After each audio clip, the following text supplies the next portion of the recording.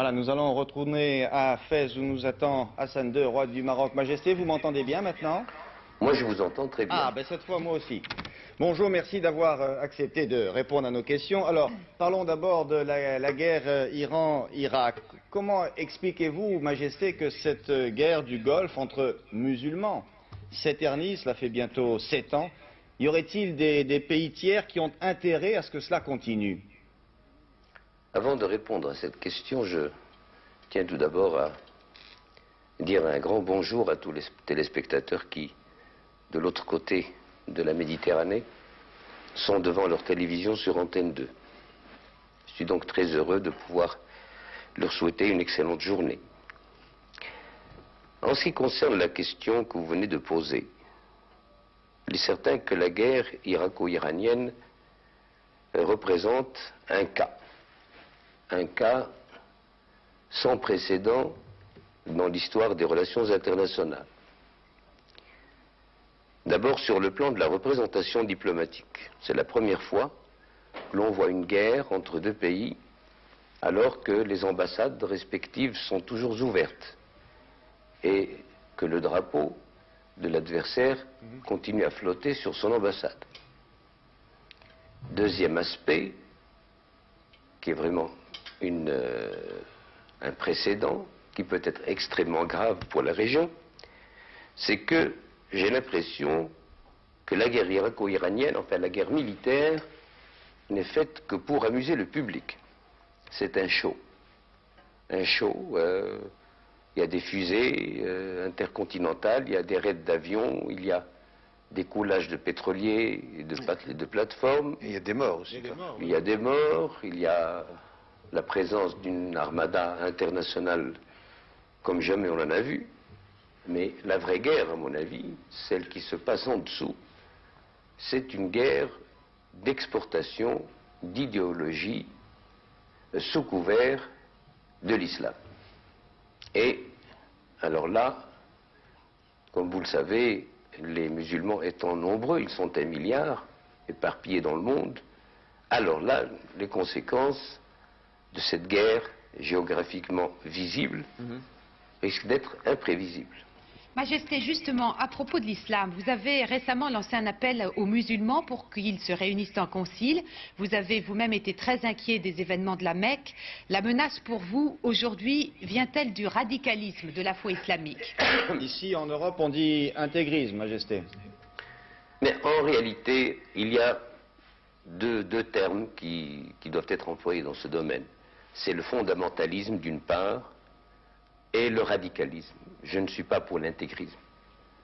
Et les gens de la Sunna sont des fondamentalistes. Les gens de la Shia sont... des orthodoxes, disent-ils. Comment? Des orthodoxes, disent-ils. Nous sommes les orthodoxes, les gens de la Sunna. Mais ce projet de synode que vous avez de réunion des sages musulmans, oui. Est-ce que le fait que vous soyez descendants du prophète peut avoir une importance? Est-ce que les chiites reconnaissent cette parenté que vous avez? Ah oui, ils la reconnaissent. C'est du reste de cela qu'est parti le mouvement de la Shia, tout de suite après la mort du prophète. Majesté, s'il Car vous on plaît. considérait que, après ces deux premiers compagnons, le khalifa de l'islam devait revenir aux descendants du prophète. Majesté, s'il vous plaît, une petite explication de thèse pour ceux qui sont des profanes. La sunna, la shi'at, qu'est-ce que c'est? Bien, disons que la sunna, c'est le rite orthodoxe musulman, oui. Et que la shia, tout en n'étant pas hérétique complètement, demeure quand même une hérésie, d'autant plus que sous le mot shia, il y a 93 espèces ou sectes ou écoles de shia. La plus dangereuse, la plus extrémiste, celle qui est la plus loin de la sunna, est justement la shia jafariya, qui est le rite officiel de l'Iran. Et c'est pour cette raison que j'ai pensé que nous avons bien vécu pendant 14 siècles entre sunnites et chiites, et que tout à coup, nous voyons surgir un conflit accompagné d'autres conflits qui s'inscrivent dans un voisinage de déstabilisation. Alors, j'ai proposé à ce qu'une conférence islamique ait lieu, d'abord pour qu'il y ait une explication franche, et deuxièmement pour que nous puissions créer des commissions de réflexion entre sunnites et chiites et revenir au moins au statu quo ante avec un minimum de tolérance. Majesté, dans votre pays, croyez-vous vous-même à une menace des radicaux, des plus radicaux? Non, je n'y crois pas. Je n'y crois pas parce que notre religion, ici au Maroc, est très bien défendue, positivement défendue par notre rite malékite, par nos enseignements religieux et aussi, je le dirais, par nos traditions ancestrales. Mais comment on explique ce développement du radicalisme musulman dans certains pays? Est-ce que c'est un problème social d'abord, à votre avis? Non, je pense avant tout que c'est un problème d'ignorance. Il ne faut pas oublier que le Coran et les hadiths du prophète sont en arabe. Les musulmans, tous les musulmans du monde ne parlent pas l'arabe. La plupart ne savent même pas ce qu'est l'arabe. Ils ont donc recours à des théologiens ou à des professeurs pour leur expliquer tel ou tel verset du Coran ou tel hadith du prophète. Et de ce fait, de soi-même, s'est créé une sorte de clergé qui détenait la vérité et qui détient toujours le fait de dire la loi ou d'interpréter la loi. Vous parlez pour les Iraniens? Pas seulement pour les Iraniens, pour les Africains, pour les Asiatiques. Bien, Majesté, dernière question sur ce sujet. Majesté, croyez-vous possible un vrai dialogue avec l'imam Khomeini? Si nous ne sommes pas trop indiscrets, qu'avez-vous l'intention de lui dire si ce concile se réunit? Je ne pense pas personnellement que si ce concile se réunissait, qu'il y assisterait personnellement. Mais s'il y assistait, je lui dirais, écoutez, vous êtes un ayatollah, vous devez donc connaître les fondements de notre religion. Si vous voulez même un tête-à-tête pour qu'il n'y ait pas d'arbitre dans nos conversations et qu'il n'y ait pas l'impression qu'il y a un vainqueur et un vaincu, je suis prêt à vous convaincre de la rectitude de notre attitude et de vous convaincre de certains dépassements que vous avez accomplis dans la vôtre. Majesté, une autre question, et là nous changeons tout à fait de sujet, nous l'avons appris bien dans le courant de la nuit. Dans une résolution votée au Parlement européen, bien, le Parlement invite les autorités marocaines, et là je cite le communiqué, à libérer tous les prisonniers politiques et syndicaux et à respecter les conventions internationales sur les droits de l'homme. Qu'en pensez-vous, Majesté? Je pense tout simplement que chaque régime dispose des lois et règlements nécessaires à sa pérennité.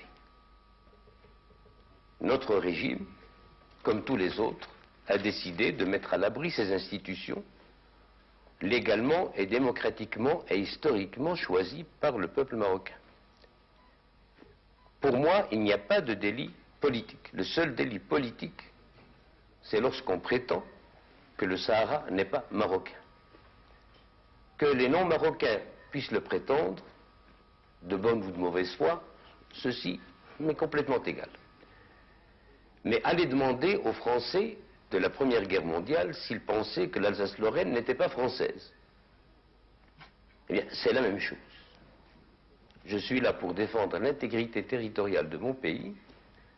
C'est pour cela qu'il y a cette allégeance de la part de mon peuple à mon égard et qu'il y a cette obligation d'un contrat politico-social entre moi et mon peuple, à savoir que je dois défendre des institutions à la tête desquelles se trouve l'intégrité territoriale. Alors à partir du moment où un Marocain me dit que le Sahara n'est pas marocain, il va en prison? Comment? Il va en prison pour ça? Ah, naturellement. C'est un délit d'opinion ou... Ah non, non, non, non. Vous pouvez accepter en France qu'en 68, un Allemand, Cohn-Bendit, traîne le drapeau français sur les Champs-Élysées par terre, suivi en cela par des centaines de milliers d'étudiants. Si les Français l'acceptent, c'est leur affaire. Mais moi, je n'admettrai jamais qu'un étranger, en plus, vienne traîner le drapeau marocain dans une manifestation. Et même si un Marocain le faisait, je considérais qu'il est passible de prison. Bien. Majesté, une autre question. C'est à prendre ou à laisser. Bien, je crois. Majesté, une autre question concernant l'actualité aussi. Oui, Majesté, nous avons appris à Paris cette semaine que la famille Oufkir serait autorisée à émigrer au Canada. Est-ce exact et que pensez-vous de cette information et de cette éventuelle décision? Quand on m'a dit qu'on allait me poser la question sur cette affaire, que je considère comme un fait divers, mon commentaire a été que la question n'est pas embarrassante pour moi, elle le serait plutôt pour les Français. Et je vais vous expliquer pourquoi. Une excellente coopération, basée naturellement fondée sur une amitié très solide et une estime réciproque entre mon regretté père, Sa Majesté Mohamed V, que Dieu ait son âme, et le général de Gaulle, que Dieu ait son âme. Et le début de mon règne était parti sur ce substratum d'histoire récente et ancienne où le sang marocain et le sang français s'étaient mêlés pour la libération du monde. Et voilà que cette amitié, cette sérénité entre la France et le Maroc se dégrade pour arriver à la rupture du temps du général de Gaulle, parce que je n'avais pas voulu remettre Oufkir entre les mains de la justice française. On l'a donc condamné par contumace, la presse s'est déchaînée contre lui, on ne l'a plus appelé que tueur, expéditeur d'hommes dans l'au-delà. En France, à ce moment-là? En France, et à ce moment-là, c'était les gaullistes qui étaient au gouvernement, et parmi les gaullistes, il y avait les barons, particulièrement. C'est pour ça que cette question n'est pas embarrassante pour moi. Elle est embarrassante pour la majorité actuellement en France. Pourquoi, au bout de 15 ans, vouloir refaire remonter cette affaire à la surface, alors que, ma foi, ce que nous avons à faire avec la famille du défunt est une affaire qui concerne un souverain et une famille qui fait partie de ces sujets. Je pense que nous l'avons, et nous allons la régler de la façon la plus normale et la plus conforme à ce que nous considérons comme étant notre morale. Est-ce que vous allez recevoir Mme Oufkir comme elle l'a demandé? C'est-à-dire que, après cette réponse, je ferme la parenthèse. D'après ce qu'il m'a été dit, elle se refuse de quitter le territoire, le royaume, tant que je ne leur ai pas accordé une audience. Mais, Majesté, la famille de M. Oufkir a été mise au secret pendant tout ce temps. Est-ce que ça, c'est une période qui est révolue et on termine sur ce sujet? On termine toute l'interview sur ce sujet? Non. Quelle belle conclusion. Non, on terminera avec une autre question de Pierre Serra, mais là, sur ce sujet-là, sur le sujet Oufkir. En ce qui me concerne, j'ai terminé. Bien, Pierre. Majesté, je voudrais vous dire, on a parlé au départ de la guerre du Golfe, on va y revenir. On a l'impression que cette guerre qui a été entreprise par l'Irak et que l'Iran ne veut pas finir n'a pas de solution. On l'a dit tout à l'heure, il y a 3 guerres. Il y a la guerre immédiate entre deux pays voisins, et la guerre qui a débordé sur le Golfe, et puis il y a la guerre séculaire entre les Perses et les Arabes. Est-ce que vous pouvez faire quelque chose? Est-ce qu'il y a une solution? Parce que ça menace tout le monde, et les Arabes en particulier. Écoutez, je ne vois pas de solution tant que les grandes puissances adoptent une attitude verbale et publique et font le contraire sous tant qu'on fournit, on soumet des armes aux belligérants. Et en plus de cela, j'ai entendu plusieurs fois, dans les grandes capitales, nous ne voulons pas que l'Iran gagne, mais nous ne voulons pas non plus que l'Iran perde, que l'Irak perde. Voilà l'axiome de l'actualité, tout au moins chez les Occidentaux. Et chez les Arabes? Comment? Et chez les Arabes? Alors chez les Arabes, comme vous le savez, je n'ai pas à vous expliquer la situation. Nous allons à Amman, un conseil extraordinaire des chefs d'État arabes, et nous allons nous trouver confrontés devant deux choix. Faudra-t-il commencer par les problèmes arabo-arabes ou commencer par les problèmes arabo-iraniens? Ils sont aussi insolubles les uns que les autres, moi je crois. Dans l'état actuel des choses, j'ai l'impression que les contradictions sont arrivées à un tel stade d'exacerbation que tout ce qu'on peut souhaiter, à mon avis, et je suis optimiste, c'est qu'il n'y ait pas d'escalade et qu'on puisse revenir au dialogue dans la grande famille musulmane, plutôt que de la laisser dans la petite famille arabe. Majesté, je vais vous remercier. Nous terminerons sur ce vœu d'espoir. Merci de nous avoir reçus. Bonne chance pour la conférence d'Amman. Merci beaucoup et à bientôt.